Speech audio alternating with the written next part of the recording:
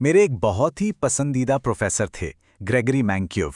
वो हमेशा कहते थे कि एक अच्छी टैक्स प्रणाली बनाना इकोनॉमिक्स की सबसे बड़ी पहेलियों में से एक है। तो आज चलिए इस पहेली को सुलझाने की कोशिश करते हैं। सवाल बहुत सीधा है, एक आदर्श टैक्स सिस्टम आखिर डिजाइन किया कैसे जाए? तो देखिए, किसी भी टैक्स सिस्टम को ना दो ही तराजुओं पर तौला जाता है। एक है एफिशिएंसी यानी दक्षता, और दूसरी है इक्विटी यानी साम्यता। ये हमारी पूरी बातचीत की नींव है। इसे इसे आप एक रस्साकशी के खेल की तरह समझ सकते हैं। एक तरफ हम चाहते हैं कि सिस्टम ऐसा हो जो इकॉनमी को नुकसान न पहुंचाए, और दूसरी तरफ हम चाहते हैं कि ये निष्पक्ष हो, सबके लिए फेयर हो। और जैसा कि हम आगे देखेंगे, ये दोनों ताकतें अक्सर एक दूसरे को उल्टी दिशा में खींचती हैं। ठीक है, तो सबसे पहले बात करते हैं इन दो पैमानों की। लेकिन किसी भी टैक्स सिस्टम को परखने से पहले ये समझना जरूरी है कि आखिर ये खेल खेला ही क्यों जा रहा है। मतलब टैक्स का असली मकसद क्या है। बहुत सिंपल है। सरकार को काम करने के लिए, देश चलाने के लिए रेवेन्यू चाहिए, पैसा चाहिए। अब ये सड़कें हैं, स्कूल हैं, हमारी सेना है, इन सब चीजों को चलाने के लिए ईंधन तो चाहिए ना। और वो ईंधन वही है टैक्स। ये वो पैसा है जो हम सब मिलकर उन कामों के लिए इकट्ठा करते हैं जो हम अकेले अकेले नहीं कर सकते। और ये कोई छोटी मोटी रकम नहीं है। अगर हम अमेरिका का उदाहरण लें, तो हाल के सालों में सरकार का कुल रेवेन्यू देश की टोटल इनकम का करीब करीब 30% रहा है। अब ये सिर्फ एक आंकड़ा नहीं है, इसके पीछे एक पूरी कहानी है। सोचिए, 1900 के दशक की शुरुआत में ये सिर्फ 7% था। ये दिखाता है कि पिछले 100-125 सालों में सरकार का रोल कितना ज्यादा बदल गया है। हमारी सरकार से उम्मीदें बढ़ गई हैं, और उन उम्मीदों को पूरा करने के लिए टैक्स की जरूरत पड़ती है। चलिए अब उस रस्साकशी के खेल के एक सिरे को पकड़ते हैं, एफिशिएंसी यानी दक्षता। इसका सीधा सा मतलब है टैक्स की लागत को कम से कम रखना। पर यहाँ एक मजेदार पेंच है। जब कोई इकोनॉमिस्ट लागत या कॉस्ट की बात करता है, तो उसका मतलब सिर्फ वो पैसा नहीं होता जो हमारी जेब से जाता है। असल में इकोनॉमिस्ट्स के हिसाब से टैक्स की 3 लागतें होती हैं।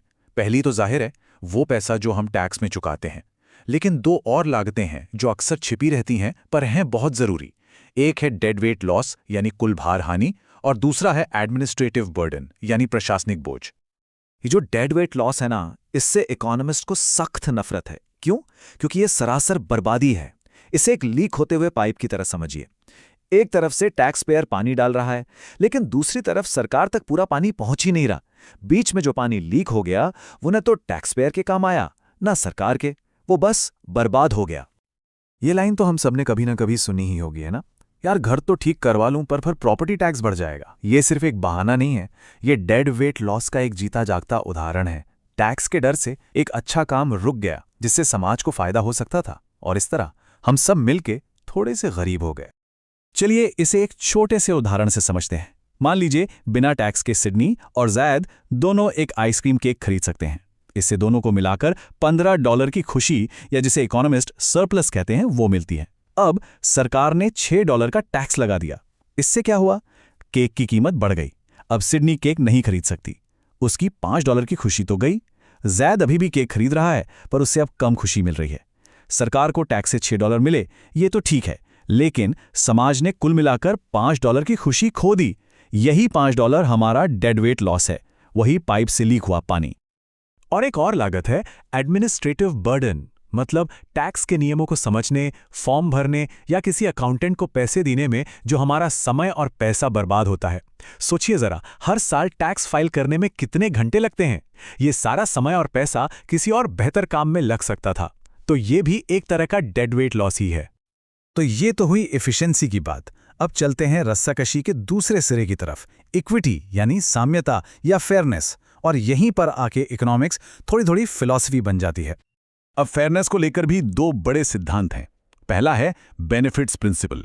ये कहता है कि जिसे सरकार की सर्विस से जितना फायदा हो, उसे उतना ही टैक्स देना चाहिए। जैसे जो ज्यादा सड़कें इस्तेमाल करता है, वो पेट्रोल पर ज्यादा टैक्स दे।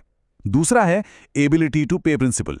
ये कहता है कि टैक्स का बोझ उठाने की जिसकी जितनी क्षमता हो, उसे उतना टैक्स देना चाहिए। मतलब जिसकी आमदनी ज्यादा, उसका योगदान भी ज्यादा। ये जो एबिलिटी टू पे वाला सिद्धांत है, ये हमें वर्टिकल इक्विटी की तरफ ले जाता है। मतलब जिसकी चुकाने की क्षमता ज्यादा है, वो ज्यादा रकम भरे। ये सुनने में तो काफी सीधा लगता है ना? पर असली सवाल तो ये है, कितना ज्यादा? क्या सिर्फ ज्यादा रकम या फिर उनकी आमदनी का ज्यादा प्रतिशत? और बस यहीं से असली बहस शुरू होती है। इसी बहस से 3 तरह के टैक्स सिस्टम निकलते हैं। देखिए, पहला है प्रोग्रेसिव टैक्स, जिसमें आमदनी बढ़ने के साथ साथ टैक्स की दर भी बढ़ती है। दूसरा है प्रोपोर्शनल टैक्स, जहां हर कोई, चाहे अमीर हो या गरीब, अपनी आमदनी का 1% टैक्स देता है। और तीसरा है रिग्रेसिव टैक्स, जहां आमदनी बढ़ने पर टैक्स की दर घट जाती है। ज्यादातर देशों में बहस इसी बात पर होती है कि सिस्टम प्रोग्रेसिव होना चाहिए या प्रोपोर्शनल। ठीक है, अब हम इकोनॉमिक्स के एक ऐसे कॉन्सेप्ट पर आ रहे हैं जिससे लेकर सबसे ज्यादा गलतफहमी होती है।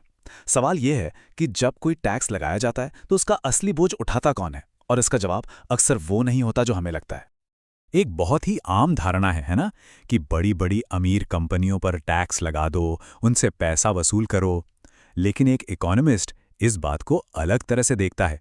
सोचिए, एक कंपनी आखिर है क्या? वो कोई जीता जागता इंसान तो है नहीं, वो तो बस एक कानूनी ढांचा है। वो खुद अपनी जेब से टैक्स कैसे दे सकती है? इसी को कहते हैं टैक्स इंसिडेंस। मतलब ये पता लगाना कि टैक्स का असल बोझ आखिर में किसके कंधों पर पड़ता है। कंपनी तो बस एक तरह की टैक्स कलेक्टर है। सरकार उससे टैक्स लेती है और वो उस बोझ को आगे किसी और पर डाल देती है। तो फिर ये बोझ जाता कहाँ है?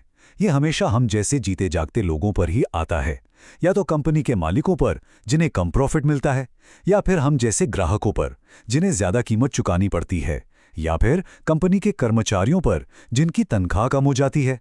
तो जब भी कोई कहता है कि हम कंपनियों पर टैक्स लगा रहे हैं, तो एक इकोनॉमिस्ट हमेशा पूछता है, हाँ, पर उसका बोझ उठा कौन रहा है? मालिक, ग्राहक या कर्मचारी? और इसी के साथ हम वापस अपनी उस रस्साकशी के खेल के बीचों बीच आ पहुंचते हैं, वो सबसे बड़ा चुनाव जो हर सरकार को करना पड़ता है। देखिए, इकोनॉमिक्स में एक काल्पनिक परफेक्ट टैक्स है जिसे लंप सम टैक्स कहते हैं। इसका मतलब है कि देश का हर नागरिक, चाहे वो कितना भी अमीर हो या गरीब, एक बराबर रकम टैक्स में देगा। मान लीजिए 10,000 रुपए।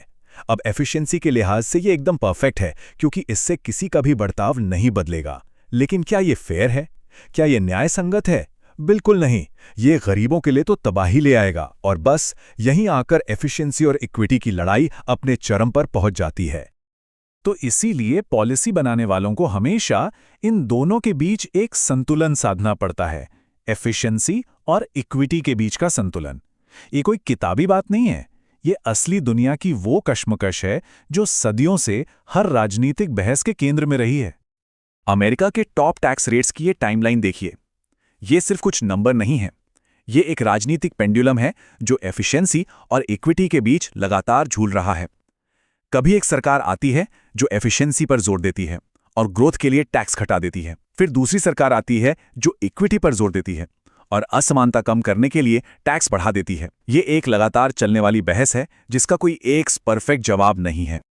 तो इस पूरी बातचीत का निचोड़ क्या है? वो ये है कि टैक्स पॉलिसी के बारे में एक इकोनॉमिस्ट की तरह सोचना, मतलब इस लेन देन को, इस ट्रेड ऑफ को समझना। असली सवाल ये नहीं है कि एक परफेक्ट सिस्टम क्या है। असली सवाल ये है कि एक समाज के तौर पर हम किन चीज़ों को ज़्यादा अहमियत देते हैं। क्या हमारे लिए एक ज़्यादा एफिशिएंट सिस्टम ज़रूरी है या एक ज़्यादा न्याय संगत सिस्टम? फैसला हमेशा इसी तराजू पर तोला जाएगा और इसका कोई भी आसान जवाब नहीं है।